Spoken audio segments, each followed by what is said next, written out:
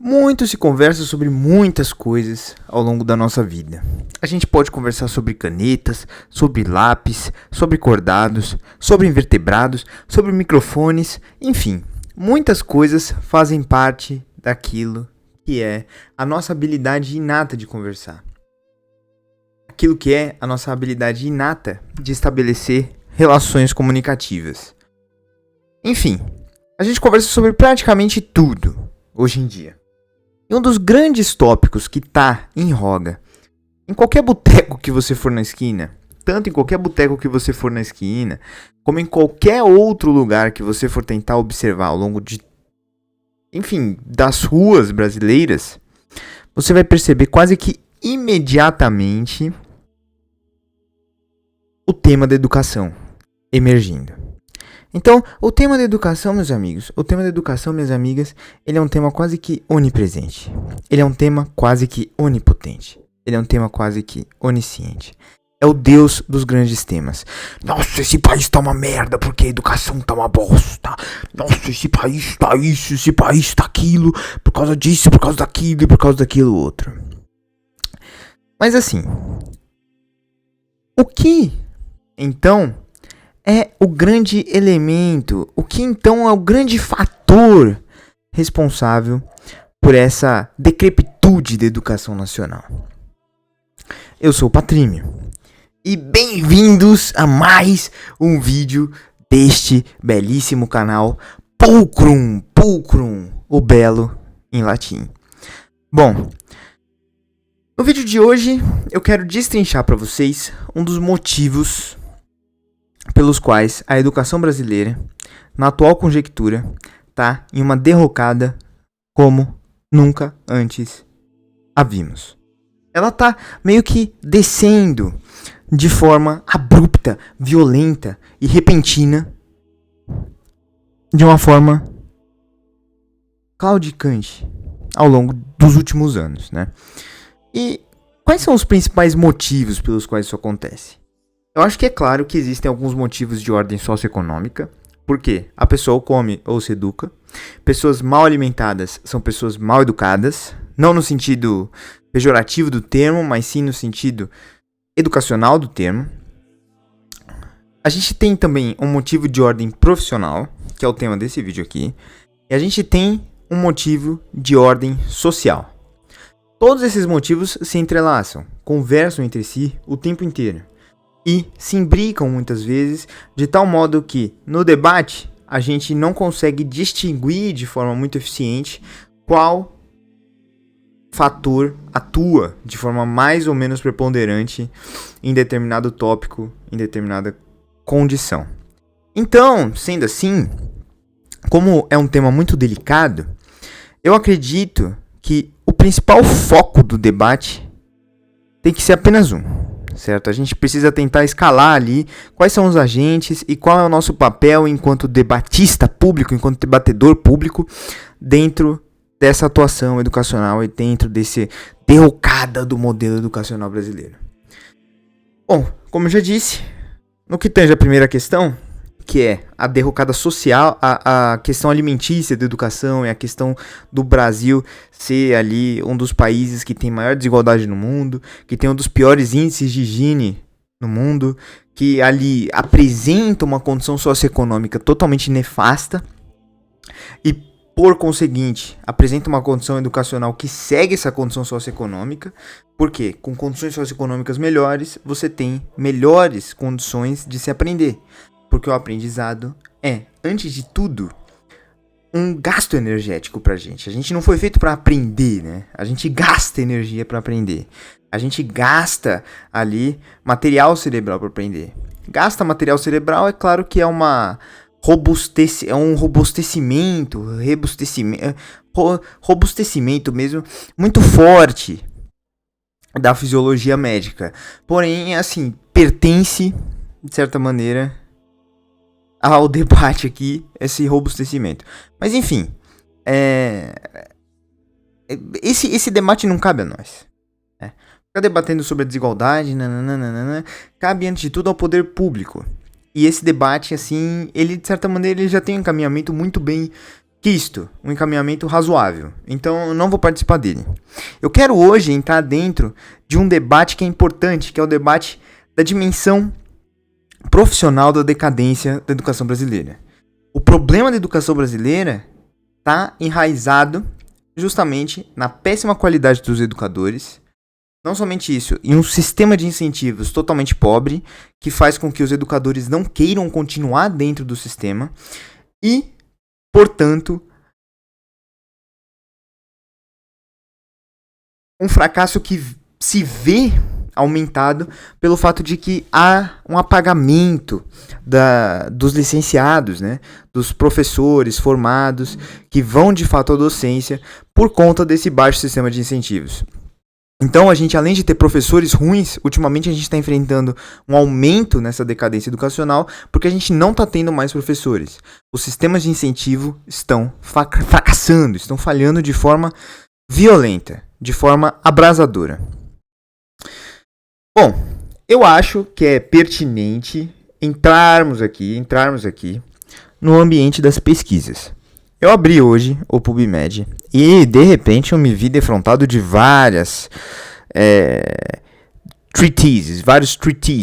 tratados sobre a condição nefasta da saúde mental de muitos professores. Eu peguei esse artigo aqui, da Tailândia, que é um dos artigos mais recentes que tinha, se não me engano ele foi publicado há uma semana atrás, que fala praticamente sobre a questão do estresse, do burnout, da ansiedade, da depressão entre os professores, né? E a principal conclusão desse artigo é que na Tailândia, que também é um país que de certa maneira tem instituições que, apesar de não parecidas com a nossa, sustentam o mesmo modelo econômico do que o nosso, né? Um país de terceiro mundo, um país, de certa maneira, com uma economia predominantemente agroexportadora, que depende muito de incentivos externos e que depende muito também de capital externo e tem uma inserção até menor do que a do Brasil dentro do mercado internacional. Então, acaba tendo os mesmos problemas sociais, né? Acaba sendo uma proxy interessante para que a gente consiga entender qual é o problema da educação brasileira. E quando a gente observa, né, dentro desse ambiente, que é a Tailândia educacional, a gente vê que, os principais problemas enfrentados pelos professores hoje em dia, lá, é o burnout e a depressão, né? Que acabam sendo duas coisas que são totalmente intrincadas. Se a gente for para pensar, os professores, muitas vezes, eles escolhem uma determinada carreira, que é a carreira a qual eles dão aula. Escolhendo essa determinada carreira, eles muitas vezes não gostam da escolha que fizeram. Porque eles fizeram uma escolha ali, de certa maneira, meio impulsiva, uma forma meio... foda-se, sei lá, cara, eu quero fazer licenciatura aqui só porque... Foda-se, eu não consegui passar no vestibular. Isso é por causa do Brasil, né? Na Tailândia, acho que é mais ou menos a mesma coisa. E aí, cara... Que se você for parar para observar, muitos professores, eles não estão satisfeitos com a condição da profissão que eles escolheram. Porque eles não gostam da profissão e porque ela acaba sendo não tão recompensadora. Nós somos seres de recompensas. Somos seres que atuam sob moduladores bioquímicos que valorizam as recompensas. A dopamina, a noradrenalina, a serotonina, as endorfinas, todos esses hormônios que são ligados e associados ao bem-estar psíquico, ao bem-estar mental, à pulsão, enfim, eles estão fundamentalmente associados com recompensa.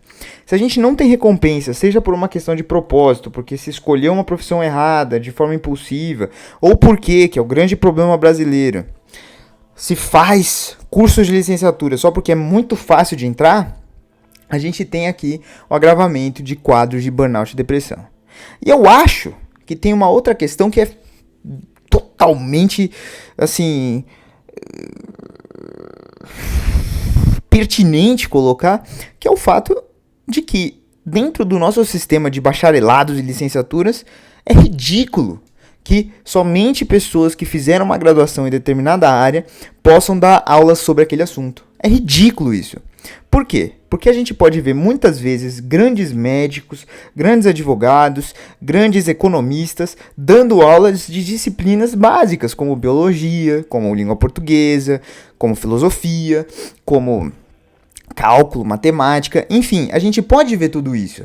Só que a gente não vê tudo isso porque a gente acabou segmentando, criando uma elitezinha, não uma elitezinha no sentido de capacidade socioeconômica, mas sim um grupinho ali que faz licenciatura e só eles podem dar aula, blá blá blá blá blá. Mas eu acho que a licenciatura é uma babaquice, porque geralmente os cursos de licenciatura e os cursos de bacharelado em disciplinas específicas são os cursos menos competitivos. E como eles são os menos competitivos, eles acabam tendo os piores profissionais, os piores. Então, se eles têm lá os piores profissionais, o que acontece? A gente vai ter literalmente os piores professores, os professores que geralmente escolheram aquela matéria, geralmente escolheram aquele lugar para dar aula, geralmente eles escolheram dar aula, só porque, enfim, não conseguiram passar em outro curso, que era o sonho deles, etc, etc, etc. Então, cara, a gente vê esse problema no Brasil muito forte, que é uma falta de incentivo para que outros professores e para que pessoas de outras áreas, elas tenham capacidade de concorrer com os outros professores. E essa concorrência é um incentivo para que os próprios professores melhorem. Então a gente vai ter mais pessoas operando no mercado, trabalhando no mercado, e mais pessoas vão precisar melhorar para que sejam competitivas o suficiente para que consigam um espaço dentro da sala de aula. Essa pessoa ela pode ser licenciada, essa pessoa pode, enfim, ter feito um outro curso correlato à área em que ela está dando aula. O que importa é ela saber aquele assunto, né? É isso que importa, é isso que é fundamental. E assim, aí você pega e cria uma burocracia. Eu vou obrigar o cara a fazer licenciatura. Cara, licenciatura se faz na prática. Licenciatura quem tem que dar é a escola. A escola que o contrata tem que dar ali um método pedagógico que ela segue e apresentar ao professor de forma específica aquele método pedagógico. Porque o professor ele tem que amar aquela disciplina para que ele consiga ministrar aulas eficazes, para que ele consiga ministrar aulas efetivas. E aí o que acontece? Se a gente não tem um ambiente competitivo suficiente, a gente tem só profissionais medíocres, profissionais horrorosos, e justamente por ter esses profissionais horrorosos que juntamente com uma péssima remuneração dominam o mercado, a gente tem ali um sistema educacional que é totalmente precário, profissionais preguiçosos, que assim, apesar de trabalharem muito, porque eles ficam correndo atrás de hora aula, eles odeiam o trabalho que eles fazem, eles entram em depressão, eles blá blá blá blá, e aí a gente acaba entrando dentro de uma coisa que é, como pode dizer, um sistema tenebroso, um sistema de retrocompensações destrutivas. Então você vai lá, você quebra o calcanhar de Aquiles de um lado, quebra do outro e pá pá pá. Mano, é totalmente destrutivo esse sistema, né? E aí, o que a gente tá vendo dentro do ambiente das licenciaturas, né? A gente tá vendo uma completa diáspora das pessoas fazendo e procurando licenciaturas. Por quê? Porque grande parte dos profissionais, eles acabam não sendo bem recompensados, eles acabam tendo uma qualidade pior por causa disso. Grande parte das pessoas pertence a um extrato menos intelectualizado da sociedade, ou menos concorrente, enfim, competitivo. E aí o que você observa é que as pessoas estão deixando de fazer licenciatura porque elas não têm recompensa, cara.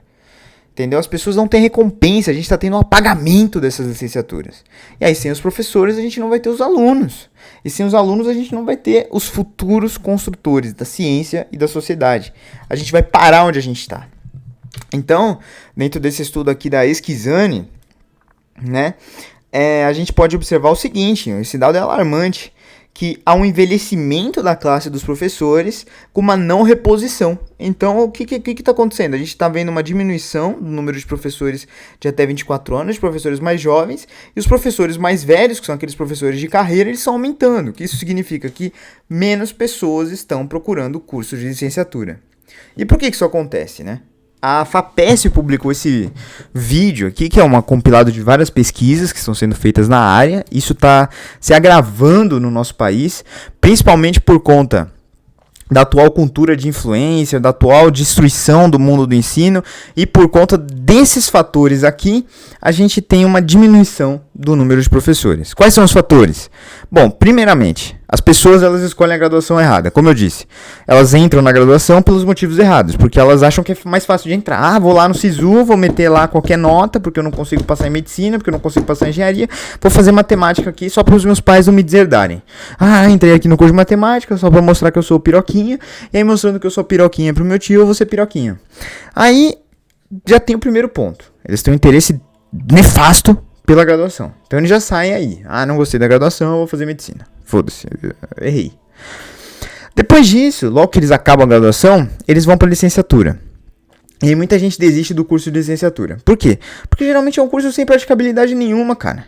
Geralmente é um curso em que você fica lá vendo matérias totalmente tediosas, como antropologia da educação brasileira, história da educação brasileira, sociologia das relações educacionais no Brasil, que geralmente é uma bullshitagem sociopolítica e totalmente não científica e totalmente não aplicável. Aí você vai lá ver didáticas e métodos didáticos e tudo bem, isso é necessário, isso é fundamental, mas que geralmente muitas escolas acabam não aplicando, acabam não usando e acaba se sobressaindo aquele professor que tem um certo talento inato, um certo talento mais teatral de conseguir dar aula. E aí muita gente acaba desistindo porque percebe que a licenciatura é uma babaquice. E como eu disse antes, os cursos de licenciatura eles deveriam ser dados logo que o cara é aceito num determinado emprego e aí ele aprende a pedagogia dessa ou daquela escola. Ele aprende o necessário para que ele consiga exercer a sua profissão. Porque me parece que existe muita filosofia inculcada dentro dos professores. Não filosofia no sentido de, filósofo. Filosofia no sentido de uma abstração excessiva. Entendeu? Existe uma certa abstração excessiva, uma paixonite muito forte. Muita filosofia e menos empirismo, menos prática, né? E depois disso, tem também uma outra questão que são as melhores oportunidades de outras profissões. Por quê? Porque a sociedade e o mercado recompensa por conta, enfim, desses motivos, que grande parte dos professores são, de fato, não são realmente bons profissionais, eles acabam só largando, né, porque eles fizeram a graduação meio por desinteresse, e aí, enfim, o mercado acaba recompensando, criando um sistema de incentivos para outras profissões, para o médico, para o advogado e etc. Então, o grande problema me parece que está aqui, cara. Me parece que está aqui. Primeiro, o ambiente dos professores tem que ser mais competitivo. Isso é fundamental, cara.